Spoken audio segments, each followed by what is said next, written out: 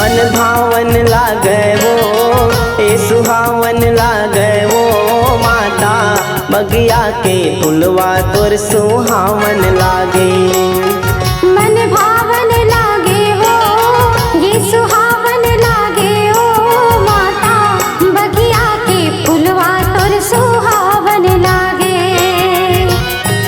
बगिया के फुलवा माता बगिया के फुलवा वो बगिया के फुलवा वो दाई बगिया के फुलवा वो बगिया के फुलवा वो माता बगिया के फुलवा वो बगिया के फुलवा वो दाई बगिया के फुलवा वो। मन भावन लागे वो ए सुहावन लागे वो माता बगिया के फुलवा तोर सुहावन लागे।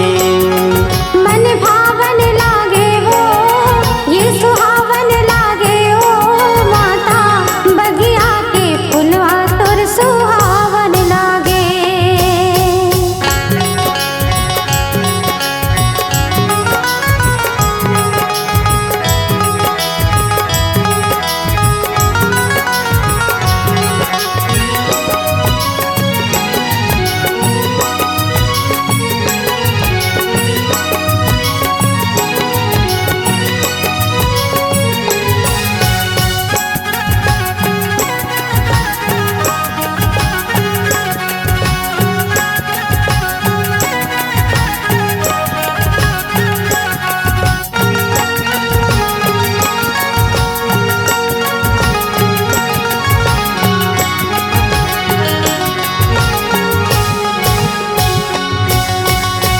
चैत महीना में फूले चंपा चमेली वो महीना बैसाख में दाई बेला बसंतिन वो। चैत महीना में फूले चंपा चमेली वो महीना बैसाख में दाई बेला बसंतिन वो। जेठ महीना में फूले जाई जल कुंभी वो लगत आषाढ़ में माता सुघर कचनारे वो। जेठ महीना में फूले जाई जल कुंभी वो लगत आषाढ़ में माता सुघर कचनारे वो। मन भावन लागे वो ए सुहावन लागे वो माता बगिया के फुलवा तोर सुहावन लागे। मन भावन लागे वो ये सुहावन लागे वो माता बगिया के फुलवा तोर सुहावन लागे।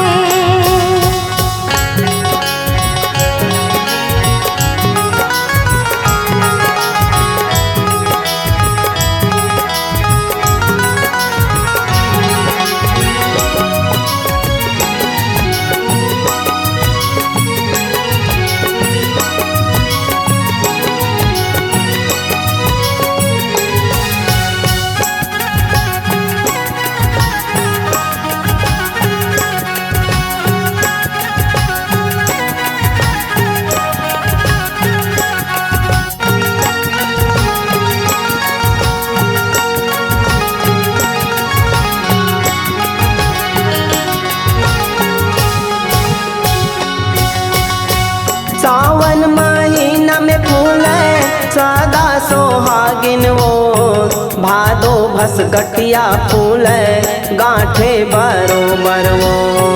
सावन महीना में फूले सदा सोहागिन वो भादो भस कठिया फूले गाठे बरोबर वो। क्वार महीना में दाई केकतिया केवरा वो कार्तिक महीना में फूले कमल किसरैया वो। क्वार महीना में दाई केकतिया केवरा वो कार्तिक महीना में फूले कमल केसरैया वो। मन भावन लागे वो ए सुहावन लागे वो माता बगिया के फुलवा तोर सुहावन लागे। मन भावन लागे वो ये सुहावन लागे वो माता बगिया के फुलवा तोर सुहावन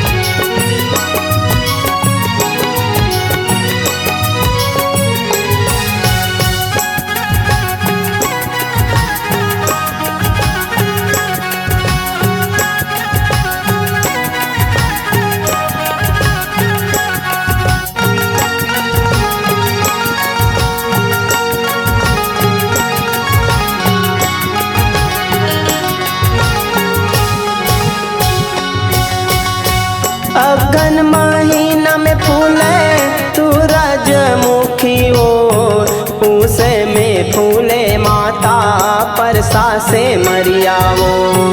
आघन महीना में फूले सूरजमुखी वो, उसी में फूले माता परसा से मरिया वो।